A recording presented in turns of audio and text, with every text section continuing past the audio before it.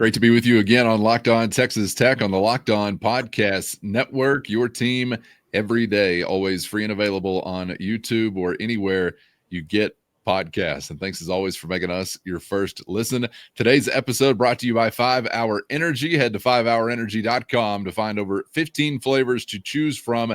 If you need one now, grab a 5-Hour Energy shot at your local grocery or convenience store. Stock up today and stay energized. With the only Chris Level, I'm Casey Cowan, back for a special edition. It's the Locked On Texas Tech Matador Mob Mailbag. You're at the wheel. You're taking us in any direction you like. And we've got another full bucket today, Chris, so we waste no time. Many different subjects, of course, to touch on in a conversation like this. We'll get to a couple of things involving Joey McGuire's Red Raider football program. Some questions arising from some comments made in our wide receiver conversation earlier this week. Some specific, some vague. We'll get to those coming up in just a moment. Also want to get to a question, and a few of these piling up this week, Chris, regarding a story about the future of eligibility for college athletes. 4 years, 5 years, 15 years, and who could it impact in red and black? We'll get to that. And, of course, also thinking about this offseason, whether it's roster rebuilding and maybe going after some additional length for Grant McCaslin and the Red Raiders, or in general, this upcoming cycle for Grant McCaslin. Jobs are opening. Should we be paying attention to anything?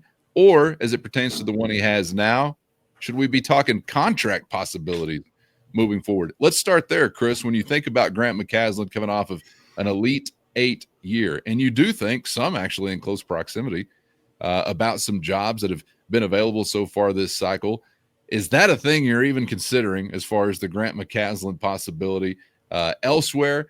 And if not, can we get into talking about maybe the future of this contract? These questions here from our Matador Mobsters had a couple of different ones I wanted to shout out because it was D, it was Mark, it was Brent, it was two Mikes. I love it when we double up on the mics. It was Tina and it was Robert, all asking about the near future for Grant McCaslin job-wise. If a NCAA tournament appearance and a top 4 finish results in a contract extension a year ago, I'd certainly think that an Elite 8 performance and a second place finish would result in an enhanced deal, especially when you consider, because there are people in the industry that will tell you, I mean, Texas reached out to his agent.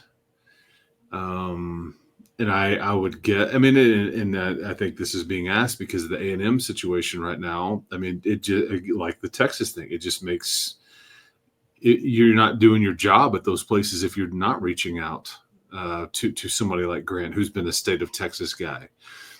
Do I think that is something he would look at? I mean, maybe takes a phone call, maybe his agent at least takes a phone call, but do I think that there's any danger of him leaving Lubbock for College Station? No. I think A&M's in a bit of a pickle. They're going to have to money whip somebody because I've seen a lot of TJ Alzberger discussion, and we'll see maybe by the time that people see this, something is resolved there. I don't know. But to answer the question, he's getting paid $4 million-ish a year, which is the new on a 6-year deal. And I guess he's now 1 season into that. The buyout is, I think it's 40%. So if he were to leave, he would owe whatever remainder left on the deal, he would owe 40% of that, or the as the way it works is the other school would pay that. So you're protected a bit, but I don't think that's anything to. I mean, Baylor's always been the one that you have to, and we danced that dance last year. I don't envision a scenario where he's not a Austin guy. He's not a college. I mean, there's a lot of ties to Lubbock and Texas Tech. Listen to what and this is a guy that I think you can treat as extremely genuine because he's very transparent. And I don't think there's any gamesmanship playing on here. I mean, he sat up there at the podium, and again, I know there's plenty of examples like they'll carry me out of here in a pine box. I ain't ever leaving, right? We know all these things. Classic. They genuinely love Lubbock, Texas. It's a great fit for their family. They've got land. I think again, you're well resourced. Now, again, if something changes, and I'm not saying that he wouldn't be smart to use some leverage to enhance his NIL situation. I mean, whatever. That's the game. But at the end of the day, which is what most people would be curious about, do I think that's a realistic option? Well, it is in the sense that they may well be, in fact, very interested. But do I think that's what would happen? No. And that's not just the tech guy. These things are about fit as much as anything. And there are people that move around and try to get to this or that. And I just sense that Grant is in here for the long haul. And he's got a lot of what he would be looking for, and he's been wildly successful in the 2 years that he's been here. So, but again, the business part of it is like, man, I kind of want an extra staff member, or I want raises for my assistants. That's the game you have to play. Or I want to make sure that we can compete at the highest level. And so I need this to be able to compete to bring back JT or D5 or I don't know. And if you dance that dance, that's not going to shock me at all. That's just leverage and using it if that's what it comes to. But yeah, and you only get so many chances to use that, right? Or so many moments. That's exactly right. That's exactly right. Try and squeeze. So yeah. Okay. But yeah, they could redo his deal. Won't shock me a bit. I don't know if there's any guarantees there, but I think they could tweak it. But he's under contract for pretty much just a year into a brand new deal, which was a 6-year deal, which 5 left, and we've kind of given you the parameters of the finances there. So that's how I would see that playing out. All right, good enough for me. Thank you guys for those questions. CJ, Mike, Brent, and Brandon, all asking about anything to note as we wrap up the week on men's basketball portal visits. Have they gotten so far as to scheduling things like that? Is it still just kind of a reaching out phase, or where are we at? You're in a bit of a dead period right now. This is what's interesting.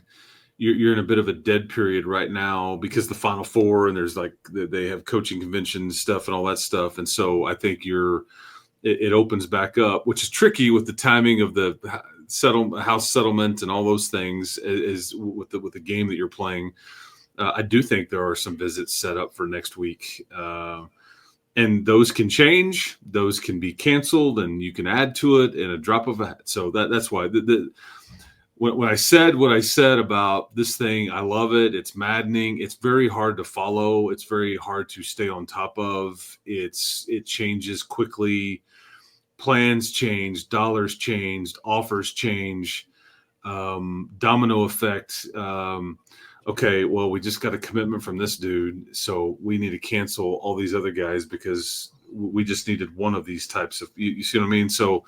Sure. But yeah, there are some visits, and most of there's a forward I think that's been contacted, but most of what your activity is related to in this early stage has been very guard related, or like the playing the 2 or the 3 kind of a lot of 6'4", 6'5" guards that in most cases shoot it well.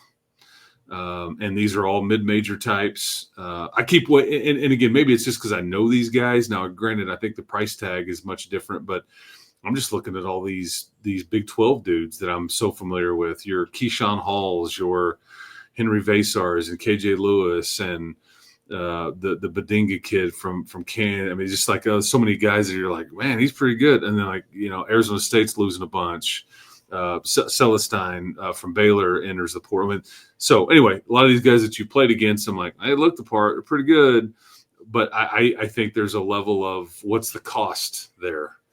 But right now, I think you're trying to operate in the mid-major category, and that's worked for you great well. I mean, I looked at. I mean, you realize the guy that just beat you.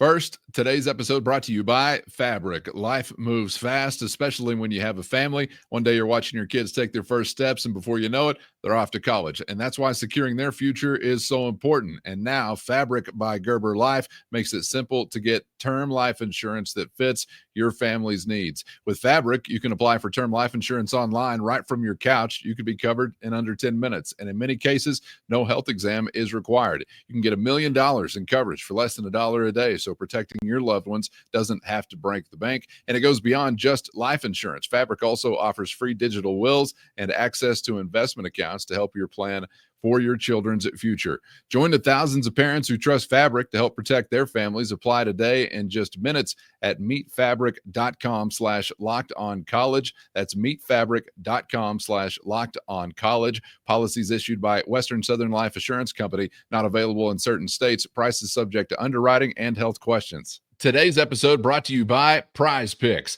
Testing your skills on PrizePicks this football season is the most exciting way to play daily fantasy sports and the best way to spice up any game, anytime. You think you got what it takes to win up to 100 times your money? All you got to do is select 2 to 6 players, pick more or less on their projected stats, place your entry, and boom, you're ready to roll. PrizePicks is not only the best way to get action on sports in most states, including Texas, but PrizePicks also puts their members first, so all withdrawals are fast, safe, and secure. When the picks hit, you can get your money in as quick as 15 minutes. With easy gameplay, quick withdrawals, and a giant selection of players, projections, and stat categories, it's no surprise that PrizePicks is the #1 daily fantasy sports app. So get in on the fun and the winning and download the PrizePicks app today and use our code LOCKEDONCollege, and you're going to get $50 instantly when you play only $5. Again, that's our code LOCKEDONCollege on PrizePicks to get $50 instantly when you just play $5. You don't even need to win to receive the $50 bonus. It's guaranteed. With PrizePicks, run your game. I mean, you realize the guy that just beat you in San Francisco in the Elite Eight game. I mean, he started out at Iona. Yeah. I mean, but yeah, Belmont, Illinois, Chicago, UNC, Charlotte, I guess it is. I mean, you're just all over the place as far as like possibilities here with some of these mid-majors, and they're all highly sought after. The Power Four and the Big East, and everybody's swirling around these types of players. So that's kind of where you're at right now. But yeah, I think some visits have been loosely scheduled as you're waiting on, the quiet period or the dead period to end. Now, what I don't know, I need to go back and look. I do think you could be on the phone or on a Zoom with some of those guys, because don't kid yourself. If time is of the essence, and it makes sense, and there's enough that you know and that they know, JT Toppin, he committed to this place sight unseen. So don't think that some of that couldn't happen too, to where like, hey, man, kind of need to know something. Like if this is what you want, we're prepared to offer it. Until now, I mean, so if you get in a squeeze, I think that would be a possibility. All righty. Thank y'all for that question. Let's see. This question here from Greg also had Damon asking about, is there going to be a conscientious effort to attempt to get more size or length in the front court? I think you're trying to find players.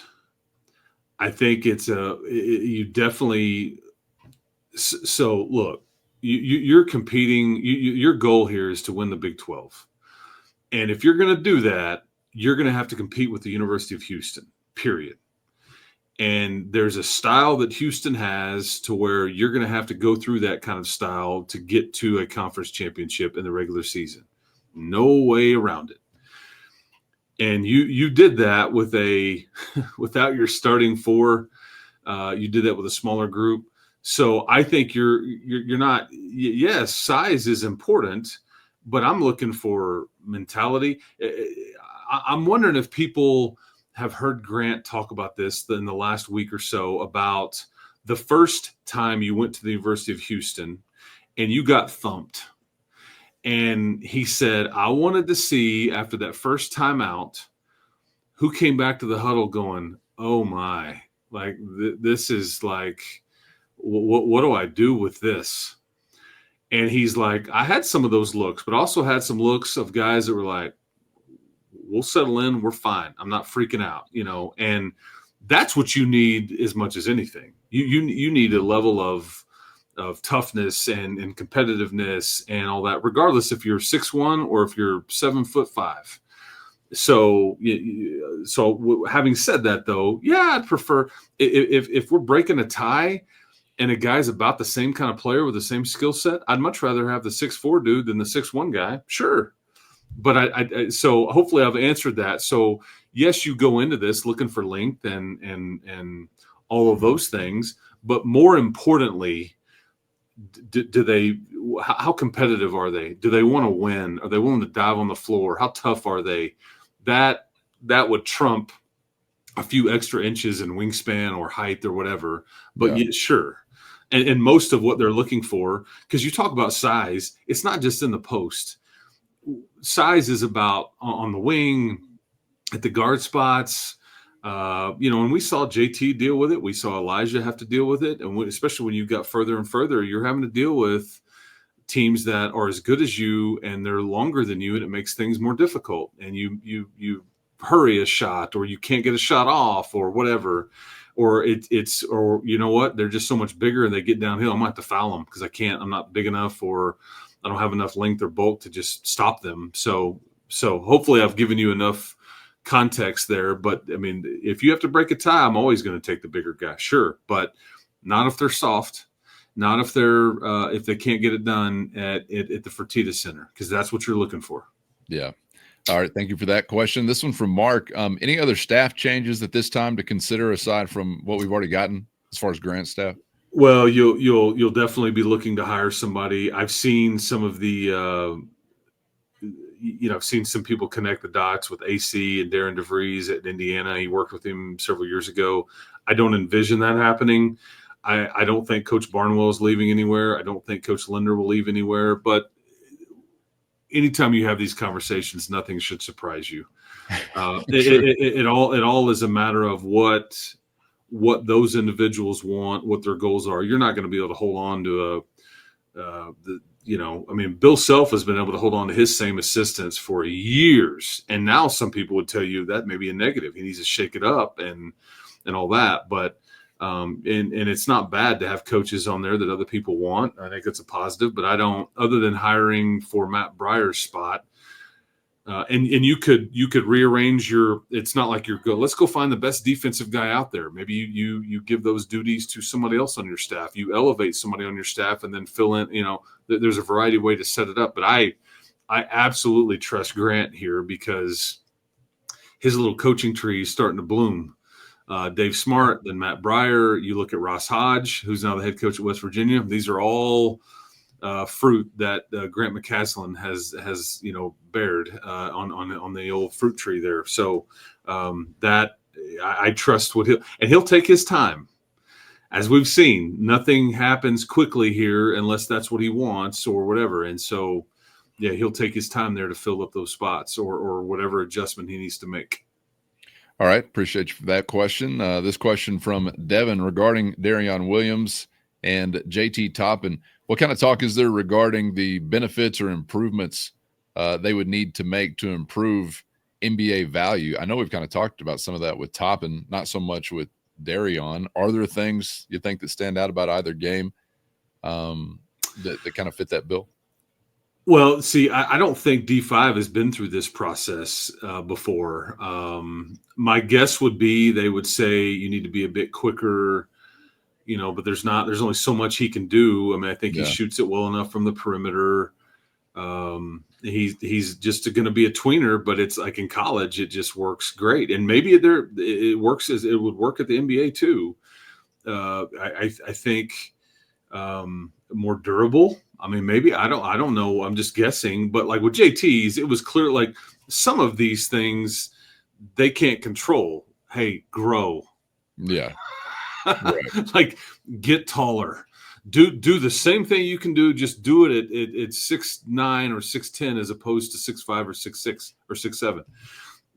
They can't control that. JT, I do know that more perimeter oriented or being better at the perimeter. That's why I think that you're willing to letting him take some of those threes. And even when you're like, I'd rather have some of these other guys shooting it. Well, sometimes he gets left open, and he was able to knock down plenty and shot a little over 30%. And I think, if he were to come back, somebody's going to say, you need to get that to like 36, 37% or so. I don't know. Again, we're guessing, but I think that's something clearly tangible that he can improve on and that they would like to see from him at the next level, being that he is 6'7". Yeah, I kind of feel like, to me, that's almost like asking the guy to. First, today's episode brought to you by 5 Hour Energy. Fixes tired fast. Whether you've got a long list of tasks at work or a bundle of DIY projects to tackle at home, take a 5 Hour Energy shot so you can cover everything with energy to spare. If you're like me, you've always got a lengthy list of things to get done around the house. So when you get your supplies for any project, don't forget the most essential one, a 5 Hour Energy shot. 5 Hour Energy shots give you the feeling of alertness and energy you need to get in the zone. And that's why 5 Hour Energy is the brand hardworking people like you have trusted for over 20 years to give them the alert, energized feeling they need to get through a busy and hectic day. And you always know where to find 5 Hour Energy shots, right at the cash register at nearly every convenience, drug, and grocery store nationwide. Even better, stock up on money-saving multi-packs to make sure you never run out of delicious, energizing 5 Hour Energy shots. And right now, if you go to 5hourenergy.com, that's the number 5hourenergy.com, and get some 5 Hour Energy today, you can use our promo code LOCKEDONCFB. That's LOCKEDONCFB to receive 20% off your order. This offer only valid until September 30th on one order and cannot be used with other promotions and does not apply to subscription orders. Boost your day, boost your life, and get in the get it done zone by going to 5hourenergy.com today.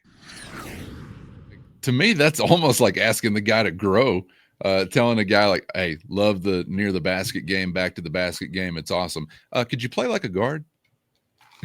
We'd love to just go ahead and see you play like a guard, because you are 6'7". So the basket league stuff is super cool, but would you mind just totally changing your game and being a guard?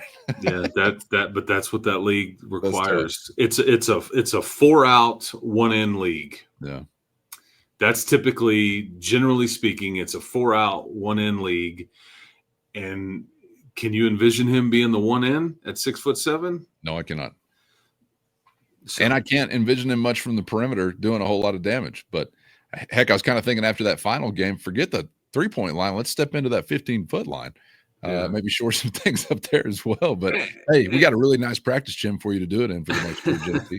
Yeah, come on back. We'll work on it. And there's exceptions to all of this stuff. I mean, and you're sitting there. If there's people in the draft, there's gonna be 60 or 58 dudes that get picked. But generally speaking, the way it works, and the guys that play and the guys that make the money, they're either part of the 4-out or the part of the 1-in. Yeah. And so, so there's various conversations you can get into, but yeah, that's what I would say about those two guys from a skill set standpoint. They're really, really good college players in a world where there's not that many really good college players. They got better this year. I think that you saw them at their best as we went, and they had the accolades, first team All Big 12 and All-American stuff that JT's been rewarded with, that rewarded them as such. And there's definitely more to get out of them at this level. So, but that's for somebody else to try to decide what translates to the next one. What's that worth? Am I willing to take that gamble? All those things. Yeah.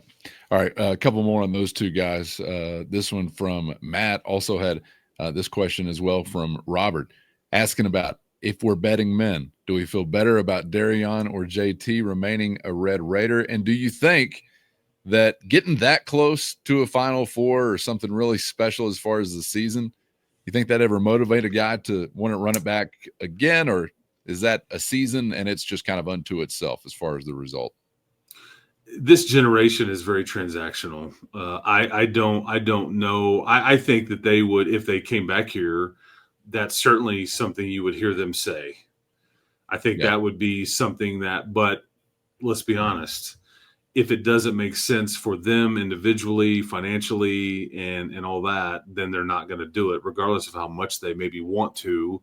That would be on the lower end. But if they come back, that's exactly what you'll hear, and you'll work toward, and you'll have some goals that you can talk about tangibly and all those things. But I don't think that necessarily factors in like it maybe would have been in years gone by, when you've got a nucleus and a guy's making the decision, do I go pro? Do I stay? I'm going to stay with my buddies and try to run it back. I just don't know if it's the same as it used to be. That's just part of what we're dealing with here in 2025.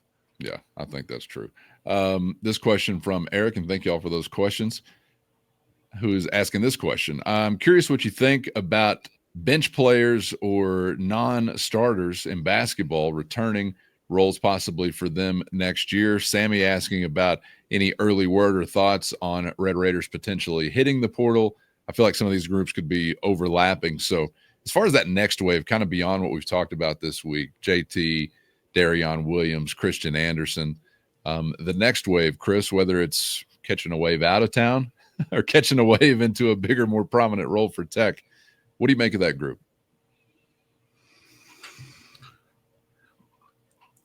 So really, you're talking about Kevin Overton and Federico.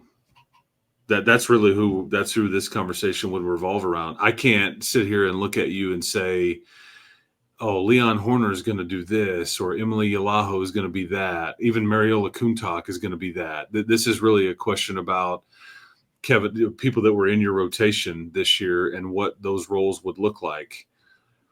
It's easy for me to sit here and say, I love them back in the roles that they had. I think, yes.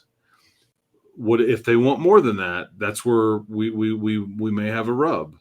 What am I prepared to replace them with? What can I surround them with? I mean, I'm sure there's a world where Kevin Overton is a starter in one of these type of leagues and does well, but maybe needs another year of, because he played plenty of minutes, but some games more than others. And I think we saw flashes of, man, where he's aggressive and he scores. And then there's other games where it's just like he's kind of a non-factor. Federico, same thing. I mean, how many games did we talk about where it's like, oh, this is the Federico game, this is the KO game. Right. But then how many games did you have where there's just like nothing to speak of statistically? Yeah. That doesn't speak of what they would do defensively or whatever. And here's what Grant's got to decide. Am I ready? Can we win and win big with these guys in a larger role? But also, what am I surrounding them with? And that's why I'm not sure that you're prepared to answer that question, because maybe if you surround them with a lot of juice, then they could handle. Kerwin Walton was a starter, and yet he wasn't. Yeah. You know, he was a starter in name only. And some games it's like, let's see how many threes he can shoot and he can score. And then other games it's like, he played 12 minutes, and Christian Anderson was a starter. That's why I've had somebody say to me, man, if D5 and JT don't come back, replacing your entire starting five is a bit of a, well, that technically would be true, but Christian Anderson was a starter. Didn't start, but he finished, and he finished, and he finished, and he finished. And he was, a part of this thing in the finishing aspect all throughout. And he is, of your returners that you would hope to have return, that you're guaranteed to have more years in college, I should say, he's a number one. But so I just don't know if I can answer that question on. I would have questions about Kevin Overton as a starting guard and playing 30 minutes, and and that's not a shot at Kevin. I just don't know if I have seen enough there yet. And he may disagree with me of that, and I don't know what Grant's opinion there would be. Federico is a starting center and being asked to do the heavy lifting and score and be consistent. I don't know if I'm there yet. I just think he kind of is what he is. But yeah, I'm definitely not. I think that would not be the optimal scenario future-wise if those guys were. And it's a high bar. It's a high bar. If you're just trying to be like, hey, we're just going to be okay, or if we want to think about Tech basketball 10 years ago, that's one thing, but you just came off the Elite Eight. You were trying to win the conference. So yeah, you're trying to win it all. Yes. Yes. It's a competitive situation. Mm-hmm. Thank you for that question. This one from, let's see, we had Mickey, Brett, Drew all asking about this story. 5 years of eligibility. I think it was Mickey was even asking earlier in the week, is this an April Fool's joke? Any thoughts on this story, Chris, that's being out there reported upon, and if there's some reality to it, the chance of it impacting guys on campus for Texas Tech, or is this more a down the road kind of thing?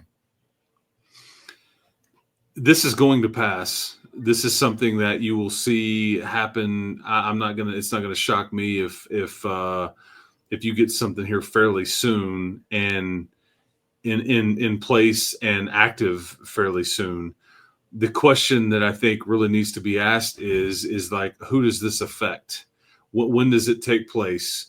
Is it retroactive? Is it okay? We have this in place for everybody that enters in college and now going forward. But Calvin, the reason that this is like a thing is because if I never hear the word waiver again, I'll be just fine. But all the waivers, the injury deals, the game playing, the fact that you can play in 4 football games, you can play in a conference title game, you can play in a bowl game, you can play in playoff games, and then still be considered, I get that you're back in football, but if I step on the floor in hoops for 1 second, then my year's tripped. Makes zero sense to me. It's one of the dumbest things ever. And so if you just blanket say, hey, man, everybody gets 5. There is no more waiver stuff. You get your 5, the end. And it just seems like life would be much simpler. NCAA or whoever's dealing with the waivers and the stack of papers on the desk, you can lay that person off or reassign them to some other duty, and away we go. And if you're fortunate enough to get a 5 full years of playing and not ever get hurt or whatever, then so be it. And I don't know if there would be any exceptions to that, but that seems very fair to me for all parties. Because have you seen like the starting age or the average age of like the Auburn starting lineup this week in San Antonio? It's like 26, 25, 24, 23, and 22 or something. And that's just not BYU. And that's kind of crazy to me. So that's going to happen. And I'm okay if this ends up being there's no more 7 or 8 year guys in college. Yeah, and all that stuff. Yeah, because the high school kids are the ones that have gotten squeezed on this deal, and it's limited access to college athletics for high school seniors, and it's a trickle down effect. So anyway, I think that absolutely will happen. I just don't know when and how they enforce it from the beginning. Is it like everybody that goes into college right now and going forward, you got 5 and 5? And then we go, or is it like, hey, you see what I mean? So sure. That's what I would say. All right. Thank you for that question. Next question from Will, who says, I just listened to an entire episode on wide receivers without a reference to Micah Hudson. Or was there any news on a reunion, or should we all just move on with our lives? But to hear that answer, you're going to need to be a Matador Mob insider. So hit the show notes and find a link to a free 14-day trial. For those on the outside, this is where we leave you. Been a fun week. Hope you have a great weekend. Make sure you're subscribed on YouTube or anywhere you get podcasts so you don't miss a thing, and become a Matador Mobster today for less than a cup of coffee a month so you can get the full Mailbag experience next week. That was smooth. Have a great weekend, everybody. Hope to see you back for the next round. Chris, you and I will continue on into an overtime period, but appreciate your time and insights all week long, man. Enjoyed it. Yeah, appreciate everybody. Now can I go with my Micah Hudson answer? Is that okay? In 3, 2, 1. Thank you all for the time, and we hope to see you back for the next round on Locked On Texas Tech.